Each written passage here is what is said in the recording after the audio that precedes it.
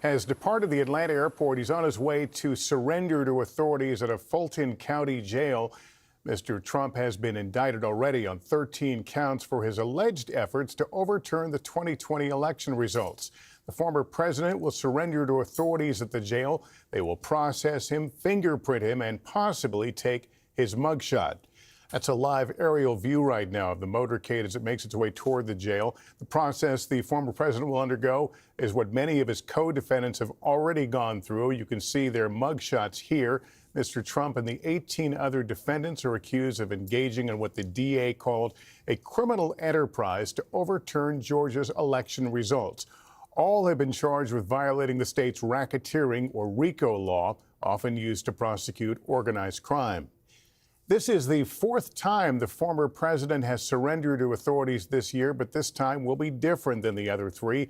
While he will be processed and released on a $200,000 bond tonight, he will still need to be in court in 2 weeks to be formally arraigned, though it's not clear if he'll return in person or show up remotely. As we look at this picture of the motorcade, let me bring in Blaine Alexander outside the jail.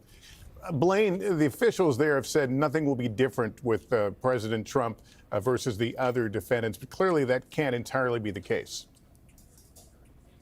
Absolutely not, Lester. We know that this is going to be an extremely expedited process. We've already seen signs of this moving much more quickly than it does for any normal person who's coming to this jail. Typically, a person could wait some 12 hours to be booked in, processed, and booked out. But we've already confirmed, NBC News has confirmed, that he has hired a bail bond agency to handle his bail from the Fulton County Jail. We've confirmed with that agent that there is a person inside and spoken to them. And we understand that that bond has already been paid. So when you talk about the fact that there's already a bond agreement in place, again, $200,000 bond, and the fact that it's been paid, we know that he's going to spend very little time in here. We expect that it will be, in fact, less than an hour, if not even shorter time than that. Now, Lester, as I was watching that motorcade, I was recognizing some of the scenery there in Atlanta. I know that he is very near. In fact, if you'll look right here, we see a flurry of activity. We see law enforcement streaming by in a very clear show of force. This is Jefferson Street. This is the street that the former president will enter. This is not the main entrance of the jail, mind you. This isn't the place where most inmates walk in. This is kind of the back area as you watch this motorcade beginning to come right here. We'll watch this and let it play out. But again, we're seeing these flashing lights behind us. Very clear that the motorcade is beginning as we expect to watch some vehicles carrying the former president coming in here into the jail. Now, as for how long he's going to stay inside, Lester, go ahead. Yeah, Blaine, earlier there were supporters of the former president as well as some protesters protesting against him. Is the crowd nearby?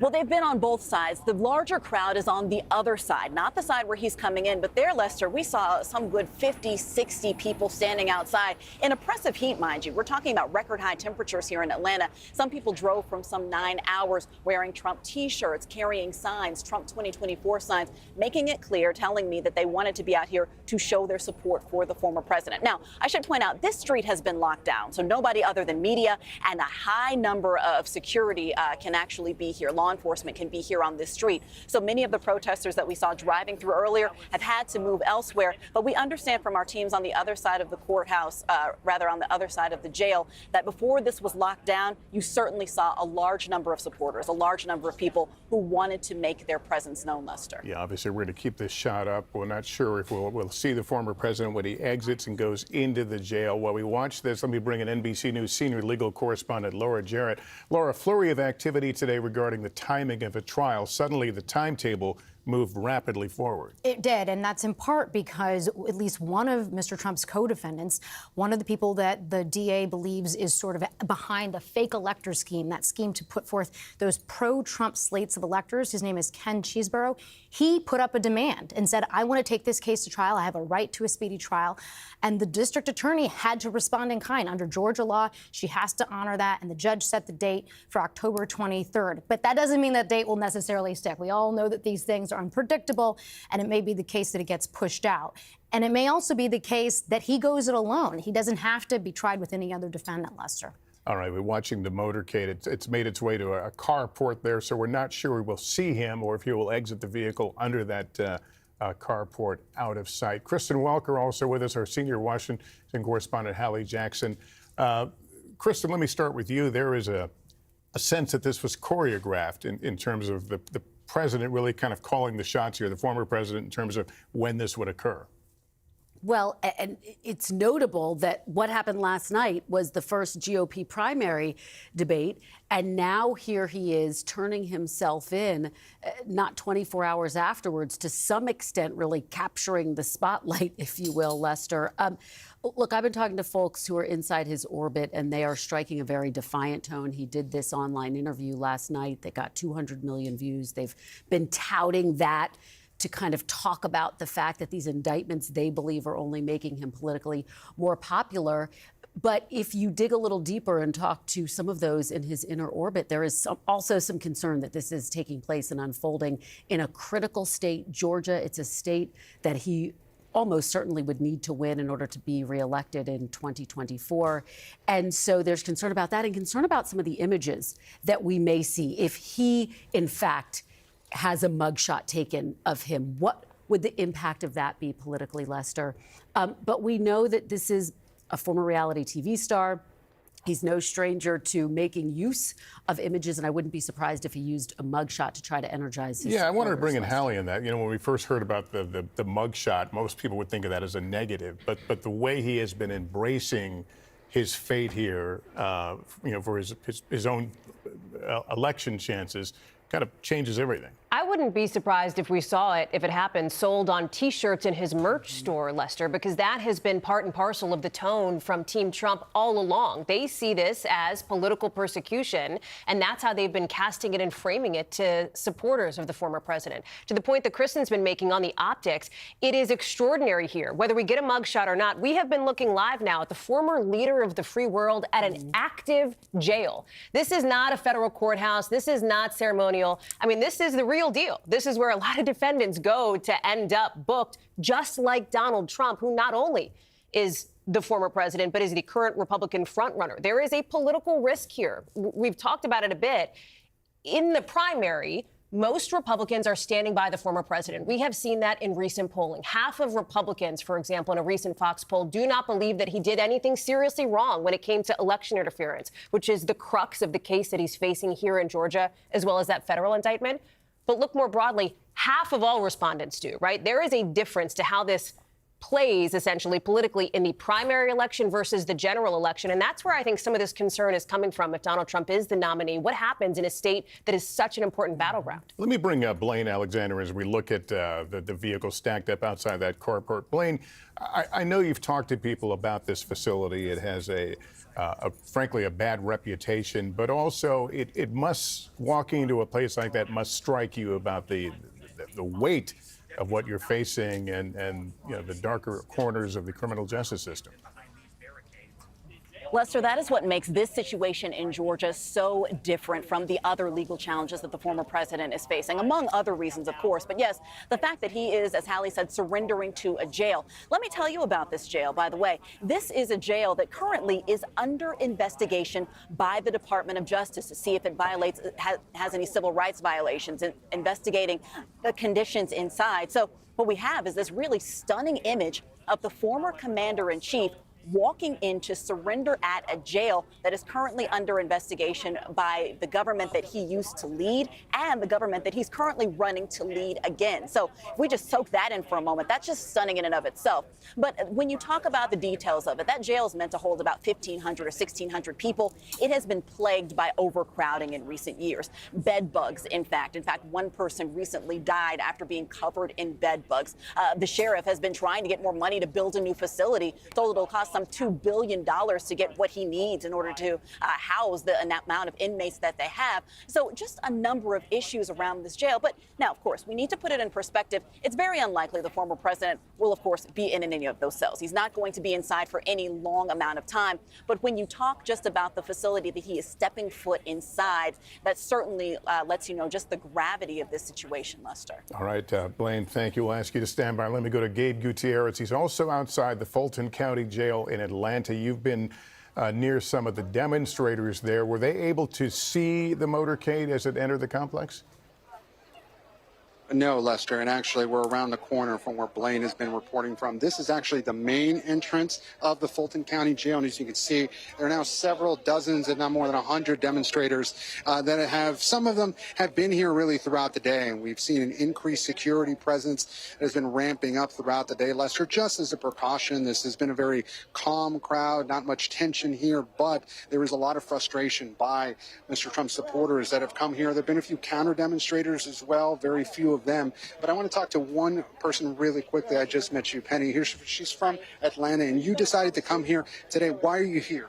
I'm here to support Donald Trump and every American's right to freedom of speech. And do you think, you were telling me earlier, you believe that President Biden did win the 2020 election, but you're not a fan of these prosecutions, you don't buy the charges? Exactly. Well, thank you very much for speaking with us, Penny. And Lester, we have spoken with others here who are frustrated, and then they do believe that this is a political persecution. This is something we're hearing over and over again. One of Donald Trump's surrogates, Congresswoman Marjorie Taylor Greene, also here reiterating that message. And we're just now being told that former President Trump is inside the Fulton County Jail, as you heard Blaine say, a notorious jail for a number of reasons under federal investigation. The former president of the United States now being processed. And the question will be, will we see that mugshot? Just earlier today, we did see the mugshot from his former chief of staff, Mark Meadows, who's out on $100,000 bail. But again, just a credible thing to witness here, Lester. All the former, or dozens at least, of former President Trump supporters, if not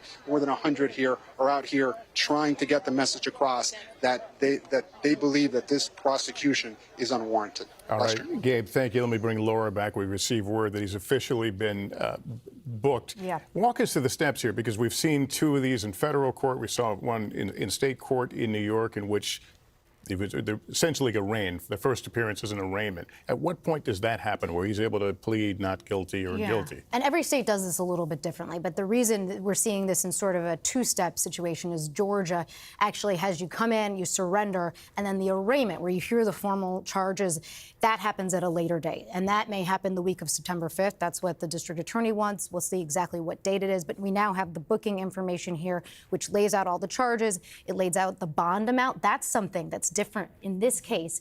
In other cases, he's been released on his own personal recognizance, which basically means you sign a statement saying, I'm going to show up. In this case, he had to use a bail bondsman. Again, it just sort of underscores this is a different type of case. This is I think, perhaps a more humbling experience walking in the facility, as Blaine and Gabe laid out. I mean, this is a place that's, has bed bugs, right? This is not a cozy environment. And again, being able to have to put up money, essentially, not, actually paying money to the court, but using this bail bondsman to sort of expedite the process so that hopefully that he doesn't have to stay any longer than he would want to there. You can imagine why someone would want to do that. But even, again, just sort of the simple things like having to provide your weight, right? Like, these are things that you can imagine the former commander-in-chief is not in a position to want to do. Let me throw out a political question, and that is, we've talked about how the former president has drawn strength from these prosecutions, but there will come a time after this arraignment that this will get quieter, at least in some pockets. So is it really, you've talked to the Trump folks. Are they concerned that over time this will kind of fade out of the daily headlines and that he's left with the scar of it all? I think they are concerned about the fact that it will start to chip away at his support, if not in the primary and the general election.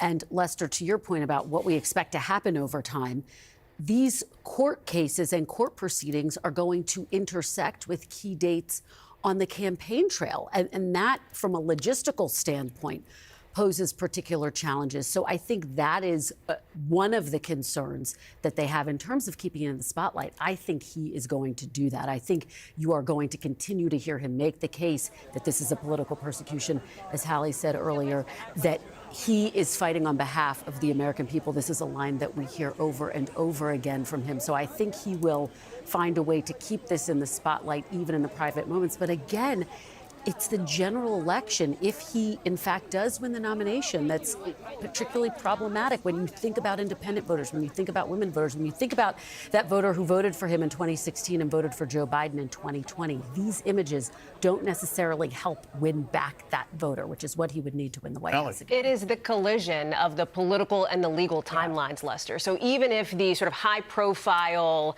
live picture piece of this were to fade away in a few months as some of these legal filings go back and forth and we wait for at least one of these trials to begin potentially before the 2024 election, even if his Republican opponents in the primary do not make this a character issue, you can bet Democrats will once we hit the general if Donald Trump is, in fact, the nominee. So this will not be far from the forefront. That said, for the next few months, think about the next big political thing happening, right? We've been through the first Republican primary debate now. We'll have a few more. We're going to hit Iowa here in January, New Hampshire, Nevada, South Carolina. We have seen many of the former president's Republican rivals take a pass on trying to land a punch on him, with the exception of maybe Chris Christie and some others, people who are not polling nearly as high as former President Trump.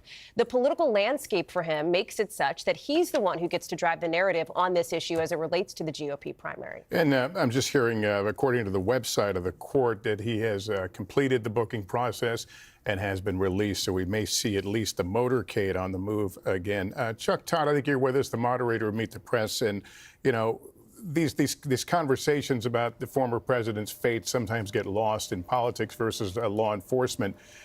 This idea that he's playing to the court of public opinion, will that matter in the long run?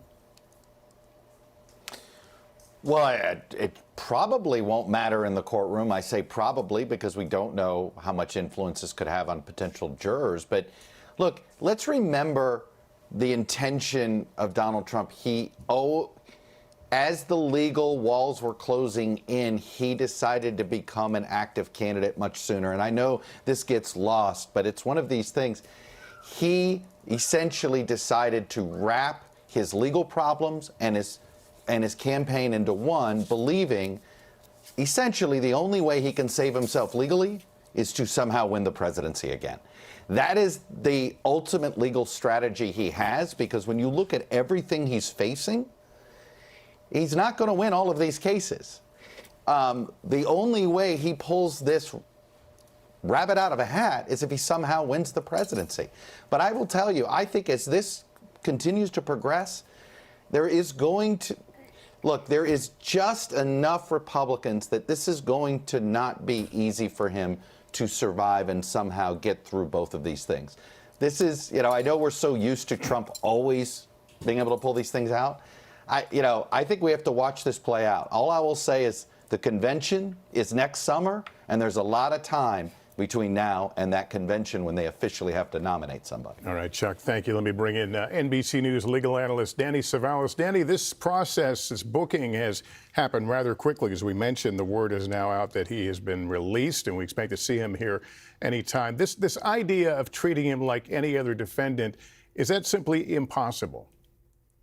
There were talks, including from the sheriff, that Trump would be treated like any other defendant. But of course, that was never going to be the case. Most people who get booked in jails, whether it's in Fulton County, Philadelphia County, New York County, they're all pretty much the same. They're inefficient places. They're not designed for customer service. The kinds of things that you might get addressed in a few minutes at some private company get addressed in hours upon hours. They're understaffed. They don't smell great. And normally they are a shocking place, even if you are flanked by Secret Service members who are there to protect you. But of course, it was always going to be the case that the former president was going to receive special treatment at this jail because he is the former president. He is flanked by Secret Service members, and it is in both sides' interest to get in and out of there as quickly as possible. Jails are always concerned about disruptions. They're always concerned about safety. And again, they're under-resourced, understaffed. This particular jail is reportedly the source of an investigation by DOJ. So it's probably like most other large county jails, an unpleasant, unsafe, inefficient place to be, unless you're the former president. So the next guy that walks in there tonight on an unrelated charge, it's not going to be 15, 20 minutes. He will not ride back in a motorcade 15 or 20 minutes after he gets out. He will probably sit on a cot that is maybe an inch thick. If there is a cot, sometimes there isn't a cot. I've even seen photos of the Fulton County Jail. It looks pretty similar to most other jails. Not a great place to be. Normally, you get a full health screening. I don't think he's going to get that. But of course, it really depends on what they've worked out with Secret Service and maybe even with the sheriff in advance. Yeah, we may be getting a little more on that. Laura, you've got some more of the court activity? Yeah, it shows sort of the formal list of the charges. Again, you can see it on screen there with all of the different amounts for each of the individual charges. They break it up like that. That's standard. And again, in the top right-hand corner there, you can see his race, his weight, his height, all of the standard biographical information. And you know, it just strikes me, as Danny was pointing out, there are so many differences in a case, obviously, involving the former president and having Secret Service there and not having to spend, you know, more than 15 minutes in a situation like this in a jail cell. Of course not, but it does strike us, I think, that now that we're on our fourth one of these, that the system is holding. The system is still functioning. He is still putting up a bond amount. He is still actually having to be traipsed into a county jail. And so even though there are certainly striking differences between him and any other criminal defendant, I do think it is worth pointing out that he still does have to go through the indignity of this process. Kristen Welker, you can't escape what we saw last night in the Republican debate. The people who are running against him, the people who want the job that he held, are having a difficult time condemning him and what we're seeing here today. That will continue all the way up to Election Day. It absolutely will. One of the most striking moments of that first GOP primary debate last night, Lester, was when the moderators asked if the candidates would continue to support former President Trump even if he is convicted of any of these crimes. And all of the candidates raised their hand to say yes, except for two, Chris Christie and Asa Hutchinson. And so I think it speaks to the fact that, politically speaking, because when you look at the polls, we just released a poll this week of Iowa caucus goers, and he has a lead of 23 points over Ron DeSantis. So attacking him is just not popular. And these Republican candidates are really twisting themselves into knots, trying to figure out how to do it. I'm told by someone who is with him that they will be leaving soon. And so we expect to see his motorcade on the move soon, and we're trying to get reaction and trying to get more information about everything that has occurred with this booking process. But again, just an extraordinary set of events unfolding tonight. And as we've seen in some of the other court proceedings or booking proceedings, the supporters of the former president have gathered. We're seeing it in Atlanta outside the courthouse. Gabe Gutierrez, what are you seeing?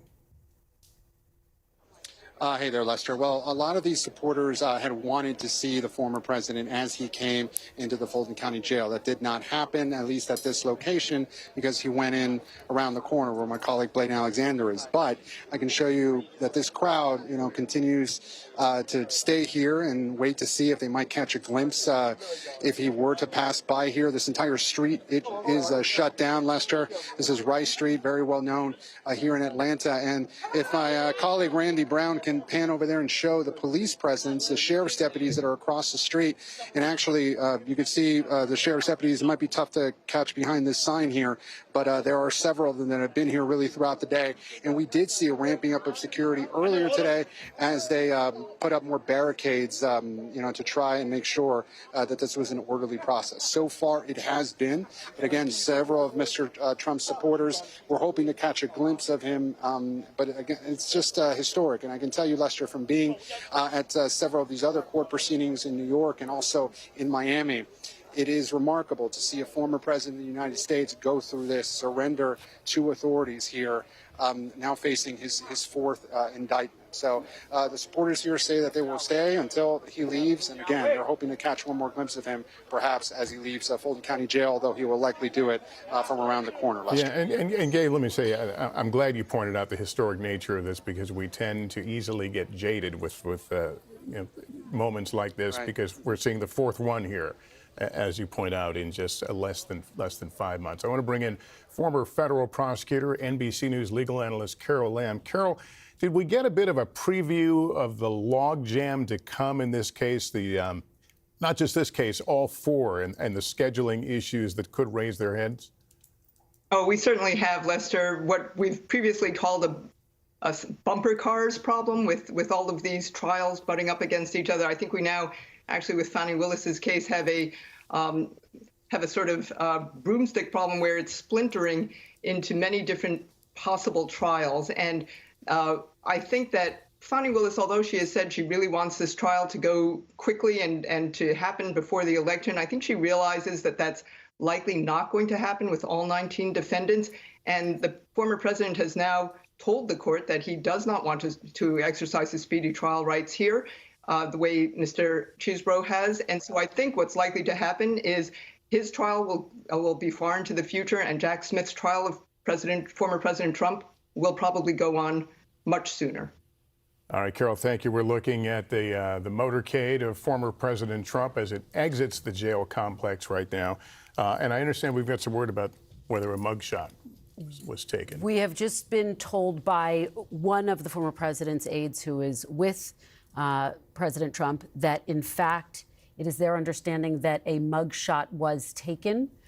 These aides have not seen the mugshot yet, but again, they have been told that there was a mugshot. And so we are waiting to get more information about that. But that was one of the big questions looming over these proceedings. Would there, in fact, be a mugshot? And there was a lag in some of the earlier defendants who Yes. came in. This we would expect to see before the night is over. Well, and we've certainly requested it along with every other media organization, as you can imagine. And, you know, we'd wondered whether the sheriff would do this, as he had said he was going to treat him like everybody else. But as Kristen has raised, you know, there are political implications to doing so, and he might be able to use it for his own purposes, but for the sheriff's purposes, if you're trying to show even-handed administration of justice and going through the routine booking process, this is part of that process. But Lester, this is the first time he's had to do it. In every other surrender, in New York, in Miami, in Washington, D.C., he hasn't had to take a mugshot. It is clear that he wanted to see this. You know, he put the information out that he would be surrendering at 7:30 tonight on his own Truth Social. Right. So this was a moment that he wanted the nation to see. Well, this is part of his strategy of energizing his supporters, Lester. This is part of the former president's way of making his case that he believes these are unfair proceedings. It is worth noting that in an earlier indictment, when there was not a mugshot taken, the campaign released a fake mugshot and released it on a fundraising email and raised a lot of money. It is an effective way to energize and rally his supporters. And now here they, it seems at this point, have the real thing. And so we wait for it to be actually released. But this is just a hugely significant, somber moment, a mugshot of a former president. And this camera you're looking at, this is a pool camera. It's to feed to the press, so it's within the motorcade now as it leaves the area. Let's go back to Blaine Alexander. Have you seen the motorcade make it past you? Absolutely. We saw it as it drove out of this gate, Lester. We saw it as it sped down the road, and we saw it as it disappeared from the streets. You know, I want to weigh in on that mugshot conversation, too. This is a decision that I know was not taken lightly. In fact, I understand that there were discussions and considerations as to whether or not this would happen, whether or not a mugshot would actually be taken up until today. So there was certainly a lot of weight behind this decision to take a mugshot. We understand that there were conversations, perhaps some who were pushing back on it. So certainly very interesting to see that it actually has materialized. Now, as for here outside of the jail, I want to just kind of clock how quickly that happened. He drove in and drove out. That motorcade left within 22 minutes. That is a stunningly fast amount of time when you talk about the fact that he was able to get inside, get fingerprinted, mugshot booked, and then leave the jail in that same motorcade. Again, some inmates, some people who come in here just on a normal day, if you or I were to come in here, it could take upwards of 12 hours to do the exact same process that we just saw unfold here. So we know, again, that the bond was already in place. We know that the booking information actually made it online before the former president even entered the building. So that just kind of speaks to how expedited this entire thing was. And Blaine, certainly, again, though, the fact that he took a mugshot, very, very stunning moment here in Atlanta. Yeah, Blaine, just very quickly, is the expectation he flies back to New Jersey tonight?